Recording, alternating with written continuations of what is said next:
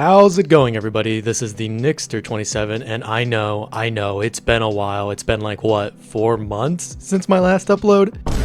But anyways, guys, I'm really sorry for that one. But today we're going to be checking out the latest DLC for Hearts of Iron 4, No Compromise, No Surrender. Now, just looking at the starting screen, we have a lot of new nations here, a bunch of new Chinese cliques, and especially Japan, who's recently gotten a big rework. Especially Hirohito over here, he looks a lot different. But if you couldn't tell by today's video, we're going to be playing as historical Japan, because what else am I supposed to do with Japan? Turn them democratic? Are you kidding me? But I do have to say, all these new Chinese cliques are very interesting. Paradox definitely did their research on this one. But I just have to say, Paradox has added a lot to this DLC. First up, we have these naval headquarters, which provide a lot of benefits to surrounding task forces. And also, not to forget, we have a whole new faction system, with a new ledger of all the different factions with their varying strengths, which is represented here on the right. But going on to our research, we only have 3 research slots. I can't remember how much Japan had before the DLC, but this is definitely going to be tough. But also, on top of the Navy rework, we also have a whole new doctrine system, both for the Army, the Navy, and the Air Force, which I just have to give a shout out to Paradox. This is really cool, which we can customize even more with these sub-doctrines. And finally, taking a look at the new focus tree, it is quite a lot larger than the last one. But moving on from all the new mechanics and the focus trees, we instantly start working on building up Japan, as we're going to be going to war pretty fast. Since I'm playing as historical Japan, I'm planning on invading China around July of 1937, which is around the time they invaded in our timeline. Now, as my first order of business, I instantly send my troops up to the Soviet border, as we're going to be going ahead and testing the Soviets once we get the political power. Also, I mentioned earlier that the Navy got a whole rework. Now, I would try to go in depth and explain this, but I don't understand Navy. Even before the DLC came out, I still didn't understand Navy, so yeah, figure this bullshit out yourself. Now, while waiting to test the Soviets, we did just conclude the 1936 general election, which I'm going to be honest, I didn't even know we had elections in our country. I thought democracy was long past us. Now, after the time decision event, we get the February 26th incident, and with the Kadoha faction attempting a coup, we go ahead and put an end to this farce, as of course this is the historical timeline, so we're gonna just go with anything that's historical. And also, good news is we unlocked our entire political focus tree now after that incident, so we can finally start working on our government. But also worth mentioning is the Imperial Influence system, where we have the Army and the Navy and several other factions vying for influence. But finally having the political power to test the Soviets, we take our first military action of the entire game. But while waiting for that to occur, the Army demands increased artillery production. Yeah, this isn't going to be the last time we see these things, as each faction is going to demand certain things from us. And depending on if we fulfill these demands or not, the faction will either lose or gain power. But after waiting, we finally go ahead and start a border skirmish with the Soviets. Luckily for us, they have no troops over there right now, so we're instantly winning this. But finally, the Soviets decide to send some troops, but it was too late. The Japanese had captured Lake Khasan. But with the Soviets finished, we set our attention on China and the rest of the cliques, as war was coming soon, as we only had a little over a year left. Also, we had another time decision here, as faction conflict was brewing. At the end of this time decision, the fate of Japan would be changed forever. Also, before the DLC, Meng Jiang usually started out as a Japanese puppet, but now we have to take a focus to establish a Mongol military government. And after our focus completion, Meng Jiang submits to our rule, and they become our puppet. Also, we have one last focus here to expand our territory into Shaanxi before our full-scale invasion into China. Also, the army demands expansion. We need at least 600,000 deployed men, but I'm going to be honest, I don't think we're going to be able to hit that target. But with our invasion upcoming, I do decide to start training some more troops. Granted, we don't have any supplies for them, but hopefully that'll occur over time. However, with our Shaanxi focus now complete, we launch a full-scale invasion into the Shaanxi clique. We were making some great initial progress, even getting a couple encirclements. However, the further we pushed in, the less supply I had, so I had to be careful. But finally, after taking all of the northwest, which is what we initially claimed, I put all my attention down on the south, hoping to make some sort of breakthrough. Which also good news for us, the Mongols do have cores on these states, so that's very good for us. Luckily for us, we were able to take the Shaanxi capital. However, the bad news was they weren't capitulating. And sadly, with the Shaanxi campaign timer finally going out, we had the white piece with the rest of the clique. But after that campaign, I decided to set up defensive positions, as the next campaign was going to be a big one, a full-scale invasion into China. Also, just looking at my logistics here, they are terrible. I'm thousands of guns short, and I just don't think I'm going to hit my army's demand. However, our one-time decision had gone out, and the Harikiri debate had begun. This one politician is claiming the military is gaining too much influence. However, this doesn't go well with the other military leaders, and the politician claims that if he had dishonored the military, he would commit seppuku, which for anyone that doesn't know, he's basically saying he's going to off himself through a ritualistic way. If you think today's politics are bad, just look at the Japanese in the 1930s. This stuff was crazy. Also, just looking back at our army demands, we are not going to hit the quotas they want. We just missed the artillery demand, and the deployed manpower doesn't look like it's getting any better. And with the upcoming invasion, it looks like China has finally formed the Chinese United Front. We were going to have to get going and create our own faction here soon. Also, following the Harakiri debate, we decided to go down the right path, as, of course, it's the historical one, and it looks like we're going to get a whole new cabinet and a prime minister. Also, you just can't get enough of these army demands. We now have to get more support trucks. Thanks for telling me how to play the game, Paradox. But enough of that, it's May 1937, and we only have about 2 more months until our invasion takes place. And look, another prime minister, because fuck it. Who cares anyways? But finally we could take the focus, the new order in the east, and establish our own faction. But also, just looking at my divisions here, these are way too big. We're gonna have to cut down on these to preserve manpower. And also, while we're at it, I go ahead and build some more railways, as there is no supplies here in the north. And after the completion of our last focus, we finally form our own faction. Now, there has been a ton of new mechanics at it, and it will probably take forever to explain it all, so to sum it all up, shit is getting crazy. But finally, as it is already July 1937, we take the focus, reinforce the east garrisons, which will essentially help us escalate into a full-on war with China. And finally, not long after, war had broken out with China, and with it, so had my will to live. As I was still totally unprepared for this large scale of a war, but the longer I waited, the stronger China would get, so I had to start making my moves. And luckily for us, just 2 months into the war, one of the first Chinese cliques had capitulated. I instantly started moving my troops down south, trying to connect whatever I could. However, this was only the first of many battles to come. We had a lot more pushing to do. But hey, we did get our first encirclement of the game. I know it's just one division, but there possibly can't be any more, right? But anyways, luckily for us, we did just get a whole new batch of troops, hopefully to strengthen our front line. And good news for us, as China had left a tile open for us in the northeast to exploit. I quickly sent my troops through, trying to secure the entire region. Also, apparently we accidentally sunk one of the US ships. They demanded compensation, but this was too much political power, so I said screw you guys. And hopefully they wouldn't do anything about it. But after waiting a while, it looks like nothing happened, so it looks like we're in the clear. For now, that is. Also, just looking at some of the early casualties of the war, we were on the upside, but not by a lot. For Japanese standards, this was not that great. We had to start turning this war around soon, else China was going to totally obliterate us. Also, scary for us, the front line did stabilize, so this was not great. I decided the best course of action was just to play on the defense and build up some more mills, and hopefully we could get another task force going here. But while waiting for more task forces, I did do some micromanaging, as it was probably the most effective thing I could do. And luckily for us, we were able to get some more bigger encirclements out of this. We were finally starting to bog down the Chinese army, at least a little bit. And also, just looking at the overall casualties, we were starting to expand that gap, but not by a whole lot. Luckily for us though, we were able to make some quick advances here in the south, unlike the north, which had essentially become trench warfare at this point. But hey, good news for us, the Chinese capital was on our front doorsteps. Nanjing was currently under siege. And not long after, Shanghai was entirely encircled, and we also had a naval invasion successfully land. I quickly deployed more troops, even though they weren't fully trained, as I needed to cover this front line as it was starting to get pretty expansive. And finally, the tide of the war started to change. We were quickly going on the offensive. Also, we just got a huge encirclement in the north. This was the first of many to come. Also, I was able to get my first nuclear scientist as, well, I don't really need to explain myself, you know where this is going. Also, I know the AI got an update in Götterdammerung, but this seems way different now. The AI is actually retreating from encirclements, and it's causing me to not get as many kills as I want. But just an update on the casualties, we are starting to bridge that gap even more. What once was a dream was now becoming reality. Well, a horrible reality, but we're Japan in the 1930s, so who can you really blame?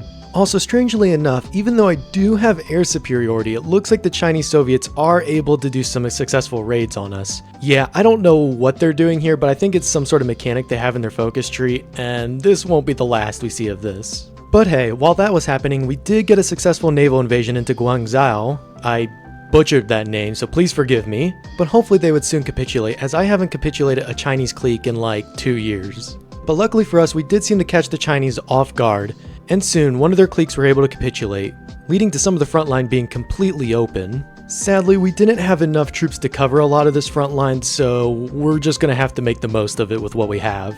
But finally, what felt like forever, we finally had pretty much the entire Chinese coastline, except for a small naval base down south. And also good news for us, our supplies were a lot greater now. And at this point in the war, I decided to just go on a general offensive after years of micromanaging. We really had to get the ball rolling here. I did not want to fight America in the Pacific while fighting the Chinese. At least not like the Japanese in our timeline, as we all know how that turned out. But hey, things were currently on the upside as we did just take Shaanxi's capital. We were slowly pushing into Shaanxi and hopefully they would capitulate soon. And luckily for us, they had capitulated, and I quickly went on the offensive trying to capture any of these troops here in the north. Also, funnily enough, I get the craziest Lend-Lease notification. The United States of America wants to supply my troops. I mean, I don't know, Roosevelt, but I mean, sure, yeah, I guess I'll take your supplies. But in all seriousness, we really did have to get going. We did just get another big encirclement here in the north, but it was already 1940 and time was quickly approaching. I wanted to join the war against America here in 1941, just like how our historical timeline happened, but looking at the current events, I don't know if that was going to happen. But hey, as long as I kept getting these encirclements, then maybe, just maybe I could finish this war on time. But hey, great news for us, after just a couple more months of fighting, we were able to take out another Chinese clique and take the Chinese Soviets' capital. Things were really starting to look up here. And soon, not long after, we were able to encircle the entire Chinese Soviets. Also, just looking at our casualties here again, the Chinese definitely took a lot more from us. However, the amount of casualties we have taken is pretty bad for Japan, but hey, we were winning the war and that's all that matters. And finally, we reached the focus where we would finally flip fascist because apparently we weren't fascists yet. You know, disregard all the genocide in China, but you know, hey, war is war, I guess. Sadly, with the taking of this focus, we would probably lose the American supplies, as I don't think they're going to supply us once we officially become fascist. But hey, we might as well point out the elephant in the room at this point. Also, finally, after just a couple more months of fighting, we were able to capitulate the Chinese Soviets. And with that, we got a huge encirclement here in the north, with a bunch of Chinese forces stuck here within Japan. Also, we did have the unique option here in the East Asian co-prosperity sphere. We could take as much resources as possible from the nations we conquest, but that would produce a lot of resistance, so I decided to be nice and let the Asian states have a little bit of autonomy. And finally, we were at the gates of Chongqing, one of China's last major cities. Upon taking this city, the Chinese would most likely capitulate. Sadly for us, this was going to be the hardest challenge of them all, as there was little to no supplies down here. But hey, while sieging Chongqing, we were able to get a big encirclement down here in Nanying. Once again, probably not saying that right, but hey, the tide of the war was really starting to shift towards our side. But after several months of sieging Chongqing, I couldn't take it. I had to build supply hubs if I wanted to finish this war. Also, weirdly enough, the Xinjiang clique joins the Comintern. I know they had a focus for that, but I didn't think they'd actually take it, so yeah, that's going to be interesting. Also, an update on the war in Europe, the German Reich had just invaded the Soviet Union. Hopefully Germany would be able to take them out, but the Soviets were looking a bit tough, so I didn't know how this would go. Also, after Operation Barbarossa kicked off, the naval faction has demanded we strike south, so we're probably going to have to go to the war with the Allies here soon. Also, it looks like we will be losing some naval officers. But hey, good news for us is the supply hub in South China has been constructed, and we go on the offensive in Chongqing, hoping to take it. And finally, after several years of grueling war, Chongqing falls, and with that, so does the rest of China. And of course, after all those years of fighting, we're just gonna go ahead and take everything. We'll try to release them as puppets through our decision making. Also, while doing that, we did just finish our first long-term goal, which was to align China. So I decided to go ahead and focus on building the first atomic bomb. Because yeah, if you remember my first nuclear scientists, yeah, you know where this is going. Also, one of the new faction mechanics is we can have joint research facilities. However, my puppets were getting a lot of influence in my faction, way more than they should be. Honestly, Paradox should really debuff that because it is just insane how much influence they get just from assigning assistant researchers. But hey, on the flip side, I do start preparing a naval invasion into the Philippines as I sense war with the Americans is coming soon. However, I am starting to get a little worried for Germany as they have barely pushed into the Soviets and it's almost the end of 1941. Things were looking a little scary over there. But anyways, I was really starting to focus more on my navy now, because at this point in the game, we're going to be fighting the Americans on sea, not on land, so we really have to make sure my navy is in tip-top shape. Also, we were able to release a Chinese puppet, so yeah, just for all you lovelies to know. But okay guys, I'm starting to get really nervous for Germany here as they've barely pushed into the Soviets and it's 1942. I don't think I've seen a Germany play this bad before. This is insane. I don't think they've managed to capture one tile so far. After rethinking some of my plans, I decided it was best to go ahead and attack the Soviets first before going against the Allies. Because even if I were able to triumph over the Allies, I would be completely alone. Fighting the Soviets was much more important at this stage in the game. But while waiting to go to war with the Soviets, Siam had officially become our puppet after rejecting our demands, so yeah, kinda weird, but hey, I'll take it. But luckily for us, we did have a decision to strike Xinjiang, which was in the Comintern. So after garnering enough political power, I go ahead and click it, and soon prepare for war against the Soviets. And finally, after the decision had gone through, we go ahead and declare war on Xinjiang, and soon the entire Comintern would follow suit. But hey, even though fighting Siberia is going to be total ass, we were able to complete one of our long-term goals. So I set out a new one for a great offensive. As you can already tell, we're kind of already on that. Also, hopefully with our invasion into Siberia, this would hopefully alleviate some of the German front line, as looking at the casualties, they aren't that great. This has been the worst Germany I've ever seen in any game before. Even if we flip the numbers around, it still wouldn't be that great, as the Soviets have way more manpower than the Germans, and the Germans were just eating shit right now. It was really bad. But even with the Germans eating shit right now, we were able to cut the Far East in half. Vladivostok had fallen to us, and a bunch of Soviets were now trapped in Japanese territory. But I'm gonna be honest guys, things were not looking great. Even with the encirclements, there was no supplies out here. We were gonna have to go through all of Siberia to reach Moscow, assuming the Germans can't. Which it looks like they won't be, because oh my gosh, this Germany is the worst Germany I've ever seen. They were now just getting the smallest breakthrough. They still had a lot more pushing to do. But honestly, at this point, all we had to do is focus on encirclements like we did with the Chinese, hoping that the Germans would make some sort of major advance, if they even could at this point. But luckily, it looks like our prayers were answered, as Germany was slowly inching towards Moscow at this point. They had taken Smolensk, and soon, hopefully Moscow would fall. And just a quick update on the casualties, things were on the up for us, but at this point that was the bare minimum. We had to make up for a lot of casualties that the Germans have lost. Also, we were able to get a pretty huge encirclement of Soviet troops after grueling through the steppes of Mongolia. There is literally no supplies out here. But hey, good news, Germany has finally reached the steppes of Moscow. Hopefully they would soon be able to take it, but honestly, looking at the situation, it was looking a little rough. But hey, in the meantime, Germany was able to snake up to Leningrad, so that's good, I guess. Also, if you guys just want to see my gameplay here, this has been most of my game so far. I've just been building supply hubs and railways just to make it through Siberia, and we haven't even taken the Mongolian capital yet. This was embarrassing. But finally, in the year 1944, we finally take the Mongolian capital. Sadly, their new capital was all the way in the west, so I guess we're just gonna have to keep carrying on. Also, forgot to mention, but Moscow did fall to the Germans finally. We now had to start focusing our attention on Stalingrad, as hopefully after that we would be able to capitulate the Soviets, but at this point it's anybody's game. Also, finally the Soviets have more casualties than the Germans, but most of that is due to the help of me. So I mean, if it wasn't for me, the Germans would be eating a lot more shit right now, so I better be getting a lot out of this peace deal. Also, Palestine issues a diplomatic protest. I don't think you're the one to be talking right now, buddy. Just wait for the plans we have for you. But while my soldiers are dying in the wastelands of Siberia, I do start to research the atomic bomb. Hopefully we would be able to use this soon, unlike what happened in our timeline. But don't you worry, dear viewer, I have been working on my navy while fighting the Soviets. Yeah, I know my resources are limited, but I still want to go to war with the Allies. It's just being a little delayed as it's already 1945. And finally, after years of grueling conflict, Stalingrad falls to the Germans. It would only be a matter of time until the Soviets capitulated. Also, yeah, the casualties aren't looking that great, but hey, the Soviets are almost out, so it's a win-win. And finally, after years of conflict and a huge German offensive, the Soviets had finally capitulated. And with that, we can finally start to focus on the Pacific with our soon-to-be war with the Allies, as we know Germany's going to need some help with that. Also, I did just go ahead and release a bunch of puppets, as I don't need all this land. That's just going to be way too much resistance for me. And with everything sorted out, I soon start focusing on my navy, as soon we were going to engage in full-on naval warfare with the Allies. And finally, after a bit of building up, I go ahead and declare war on the Philippines. And soon they would join the Allies, thus bringing America and Britain into the war. Now, with our puppet in Siam, we did have a pretty big front line with the British Raj, so I set up most of my army to capture British Burma, while also taking Hong Kong and Macau. I also set up a lot of naval bombers in the Pacific, as Lord knows it, we're going to need them.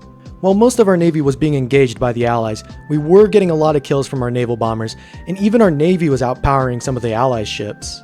And also, our push into British Raj was going somewhat well. My goal was to try to knock them out of the war as quickly as possible, just so the Allies don't have any foothold in Asia. And totally forgetting, I did set a naval invasion into the Philippines and kind of forgot about it, so they've been sitting here for a minute. So hopefully we'll be able to take most of the Philippines before the Allies arrive.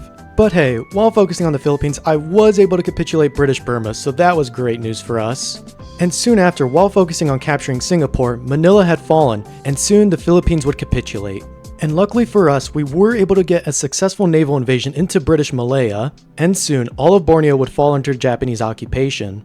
And not forgetting my Indian front line, things were going pretty well. Soon all of British Raj would be under Japanese occupation, and not so long after, New Delhi had fallen, and soon India would capitulate.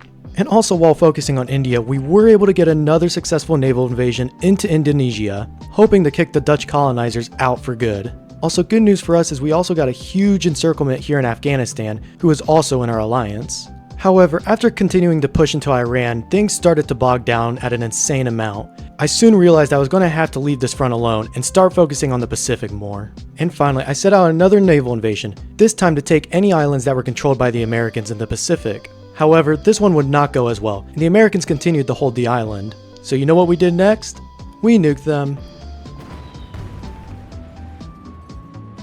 Yeah, I can imagine this one isn't going to go well with the American press. But anyways, after being obliterated by the sun, the Japanese were finally able to take Guam.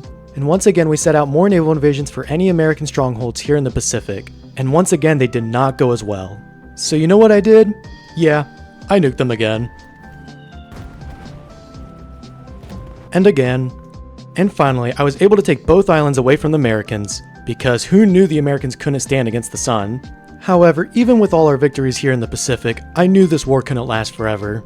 At this point, I knew I was not going to invade America as they were way too strong, and I'm getting a little tired as I've been playing for several hours and it's 1948. And even the Americans started to take their revenge out on me. I guess they didn't like the fact that I dropped 3 suns on them, so they started taking back some of my islands and killing off any of my garrison holders. So guys, I think I'm going to call it here for today. Playing as Japan was a lot of fun, and I have to say it's a big improvement from the old focus tree. I really do hope to go back as Japan and maybe win out against the Allies, but guys, it's getting really late, so I just want to say thank you guys so much for watching, and I'll see you all in the next one. Bye bye.